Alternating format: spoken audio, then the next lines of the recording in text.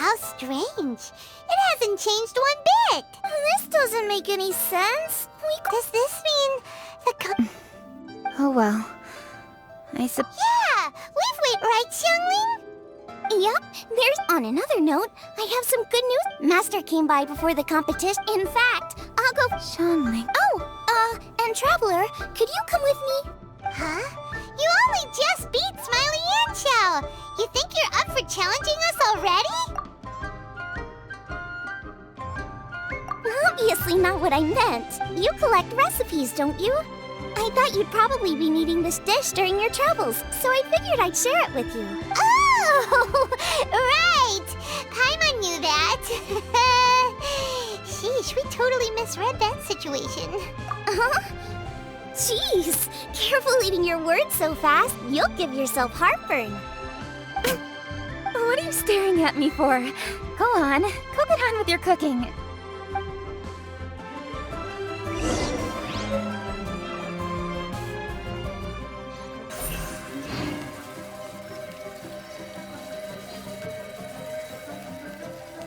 Incoming!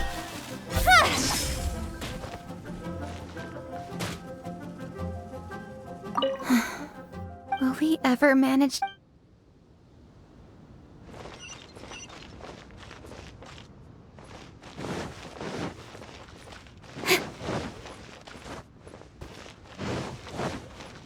Speed of light!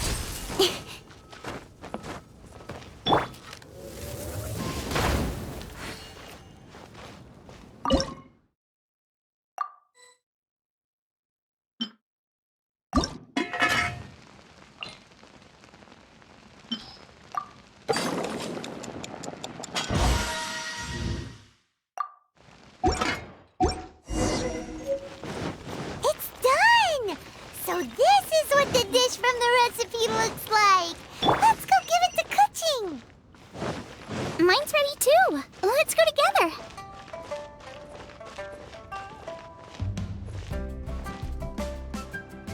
Incoming!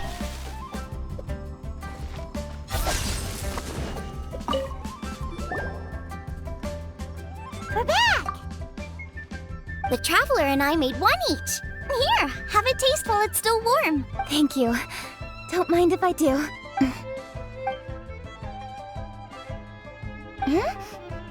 What is it? What does that face mean? This flavor... I've tasted it before.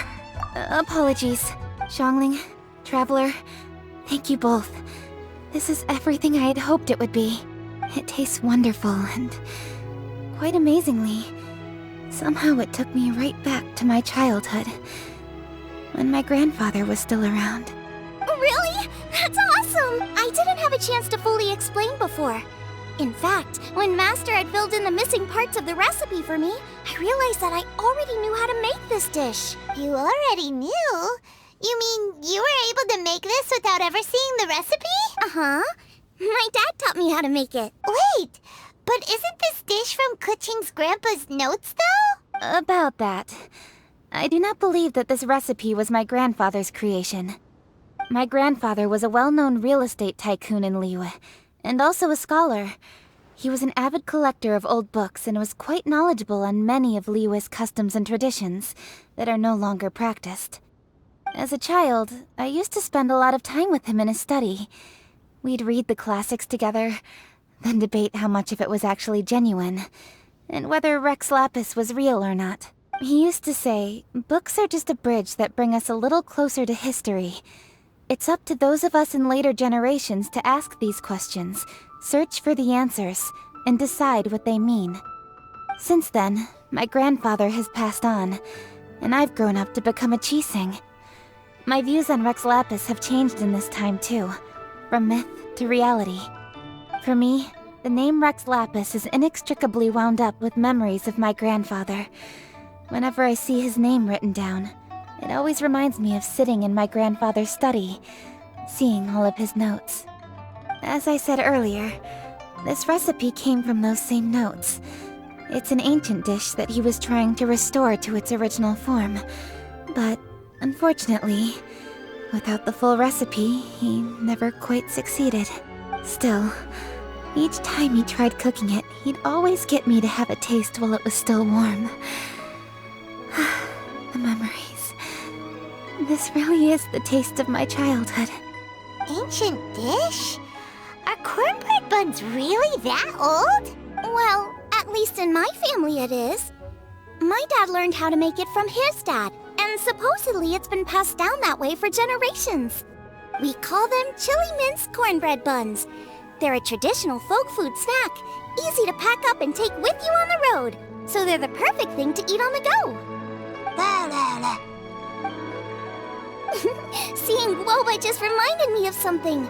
I actually made this dish on the day I first met Guoba. How did you first meet? It was in a cave in the mountains. I ducked inside to get out of the rain and saw an offering table in there, so I put the cornbread buns I'd brought with me on it. Then I ended up falling asleep, and when I woke up, I found out that Guoba had eaten every last one. Guoba followed me around ever since. We're practically family now. Hold up! Stop the conversation! Look! The stone! It burst open! It's... Guoba? What are you... What? Mother? Ah, I see the chili mince cornbread buns have been served. Master! Granny, look! The stove god statue looks just like Guoba! Oh, indeed it does. After all, Guoba is the deity you've been searching for. God of the stove. Guoba is a god? You asked me if a sufficiently festive atmosphere would be enough to reawaken the stove god. And my answer is this. Yes. And no. The stove god has always been a deity with great affection for the people, and who acts in response to their desires. To him, the heart's passions and the heart's desires are not the same thing. Passion can be a technique, a skill, something derived from experience. But desires, they are deeper, more innate. They are the heart's strength in its purest form. Masterful chefs is wonderfully exciting, but it is more an exercise of passion than of desire. And passion alone will not suffice to reawaken the stove god from his deep slumber. But just now, when Kuching ate this dish he had longed for, a deeply held desire was fulfilled. As well as receiving an answer to her question, she also gained something much more precious. A moment of poignant nostalgia so vivid, it felt like she was right there alongside her grandfather. The enormous power unleashed by the fulfillment of this desire resonated with the stove god's statue, and caused it to manifest once more the form it took in the past. Of course, the stove god himself is not contained within the statue. The true stove god has been here with us all along. How does it feel, seeing a statue of yourself from your glory days? Look at him. Still so majestic. Glory days? Wait, what happened? Did Guoba used to be different from now? Oh, yes. Back in his day, your Guoba was once the patron god of the soil. But all the wisdom and power he had then, he has since surrendered to the soil itself. A god surrendering their power to the soil. I have heard this turn of phrase before, but what does it mean? The kinds of trials and tribulations that a land can face are far more than you could imagine. Droughts, floods, torrential rain, hurricanes, earthquakes, tsunamis, fires, and plagues. The threat of disaster will never fully disappear from Liyue. Even woes that have never been faced before in history will come to pass in the future. Such things affect you mortals far more than we Adepti, with our immortal forms. He once walked with you over the barren plains until you arrived at last at the harbor. He joined you in building your dwellings and lighting the stoves. It was his hand that lit the very first street lamp of Liyue and brought the aroma of cooked food into every household in the land. You mortals no longer remember him, but back in the age when you did, he was the closest of all the Adepti to the common folk.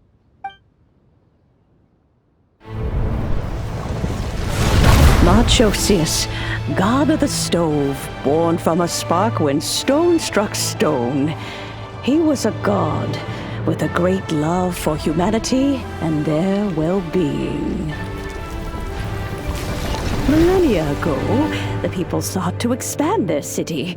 They built a dwelling on the plains and called it the Gweli Assembly. The stove god cared greatly for the people, turning himself into minions who went into every home, fostering food and solidarity alike. Alas, their home was taken by a flood. The waters ravaged the Gweli Assembly and forced the people back south to Liyue Harbor. Though the distance was not far, the journey was plagued by a terrible storm. For a dozen days, the Adepti stayed by their side. During this time, the stove god cooked an ancient delicacy, flatbread with a meat sauce to stave off the cold and damp, fit for those on the move. Centuries later, disaster and plague arose once more. The stove god would appear no longer, for he placed all of his power into the land itself to quell the calamities. His power expended, and his wits greatly reduced. Thus his body decreased in size. By the time he parted ways with us, he wasn't even the height of a human. He told Rex Lapis and I of the dishes that bring joy and of the secrets of the flame, then went into the mountains and entered into a long slumber.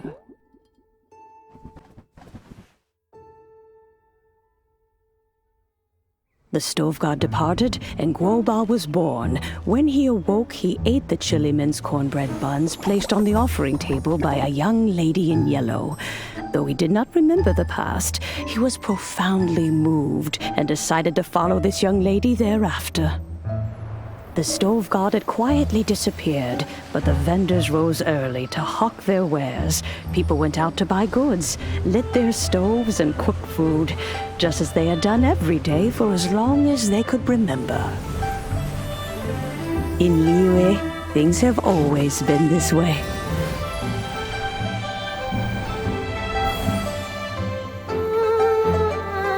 Nature provides, the mountains rejoice. We are blessed by heaven's good grace. Years have gone by. The world has transformed, but our way of life survives.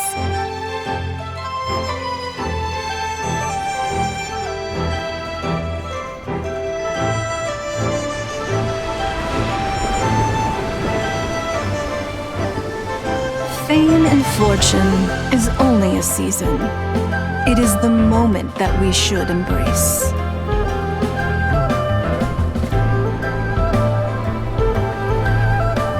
Past meets present. Heritage becomes legacy. Long into the future may we thrive. You once told me that dining is the profoundest of customs in the human world. To eat well is to consume vitality itself, and to drink well is to partake of the very essence of the world. It is a matter of paramount importance, you said, for people cannot face the arduous journey ahead on an empty stomach. At once a humble affair and a profound one. A humble meal of maize and spring water is also profound in that. By ensuring one's survival, it paves the way for millennia of human history and culture to come. My dear friend, Liyue has changed so much while you have slept. Looking at the prosperity and beauty around us today, does it make you happy? Guoba, this is kind of a huge deal. Why didn't you say anything? He is not who he once was. Even the power of speech evades him now. There is no way he could have told you. Oh. Guoba, but... Xiangling. Do not be saddened, Xiangling. There are two sides to everything. Guoba may have lost many of his formal faculties, but he is now as carefree as can be, without a single worry in the whole world. In this world we inhabit, who can truly be said to live a life free of all woes? Those with a mind and with the knowledge will certainly be troubled by all manner of things. But he has gone further than us in his journey. He had both wisdom and courage. Everything he took upon himself, he was also ready to part with. His carefree demeanor today is a testament to the fact that he is at rest. So since you are his friend, take good care of him. Go out to walk and play. Allow him to eat, drink, and be merry. I will! You can count on me! Xiangling, you have an adeptal affinity. Guoba follows you around because he has respect for you. The moment he awoke, he was met with the familiar flavor in the chili mince cornbread buns he ate. After all that time, he still recognized the dish he had invented, and he approved of you as the one who had cooked it. That's right. The taste of one's home cuisine always brings back memories of home. Though he remembered nothing, eating the food you had cooked gave him a feeling of familiarity. That is why he stuck by you. You may be the first person in history to give the stove god the experience of being a satisfied customer. That makes you quite a remarkable chef. If that's true, I couldn't be happier.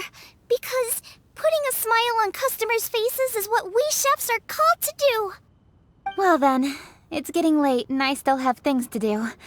Time for me to say goodbye. Traveler, Paimon, Xiangling, thank you all very much. I look forward to spending more time together in the future.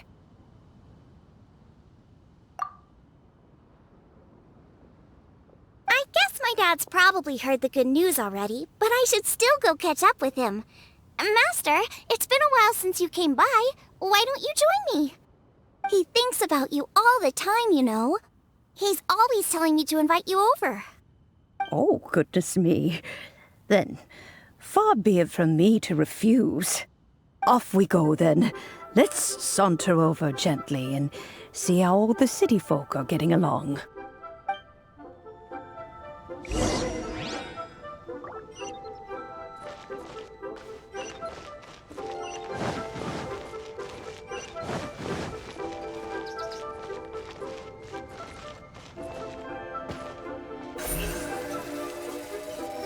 Speed of light!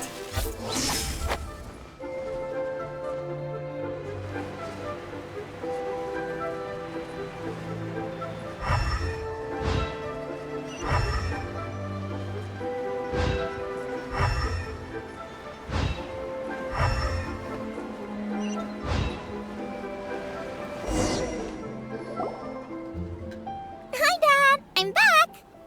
Hey, what are you doing there? I should be the one handling that.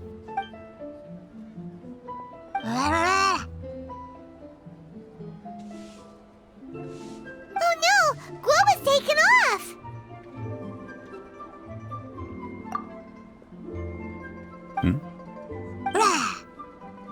Oh, it's you. Hello there, old friend. Oh, bless my soul. Are you out for a stroll as well? Given the season, it felt fitting to take a leisurely walk while the meal is being prepared. Quite right. And it also gave us the chance to run into you. Guoba may not recognize you, but as ever, he seems quite delighted to see you. So, Guoba doesn't remember anything, but can still feel when something's familiar? Friendship will always withstand the ravages of time. Traveler, what do you think of the name of this festival? Moonchase. The moon is a carrier of countless emotions. So many things only seem to surface as we gaze up beneath its poignant glow. Wherever the moonlight shines, the heart is wont to follow. Fond memories of those no longer with us. Debts of gratitude to old friends. The meaning of ages past and gone. All wrapped up in the city that has existed for so many moons to date. All these things and more. They are why people chase the moon. In old age, the sight of many things puts one in a wistful mood. But children are always a beautiful sight to see. Such exuberant life force. It seems to well up from deep within the land itself. A land that has been in existence for so many millennia, and yet one that still dazzles today. Traveler, this Moonchase festival has been all the more entertaining with you here to witness it. Now, let's have Xiangling brew us a nice pot of tea. We shall drink and chat at our leisure. This year's masterful chef. I save this money or invest it? Cheap and tasty chop suey! Is it time for some Moonchase special? The food at Wan Min restaurant is excellent. I eat here often. Ah, you can say that again. Xiangling is a remarkable child. Surely the culinary talent of the century.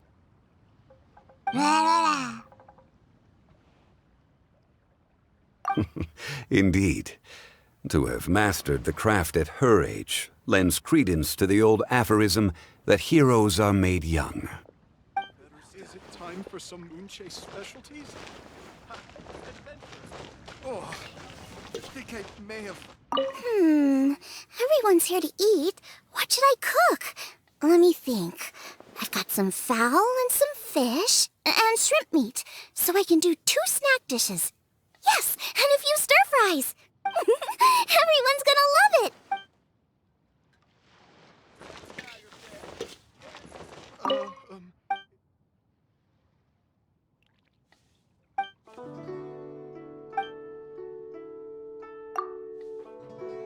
may have overeaten. As expected of my daughter, your culinary skills are getting better and better.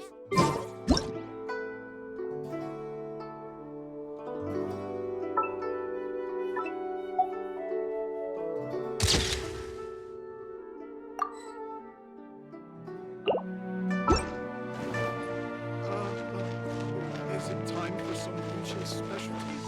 Oh, I think I may have...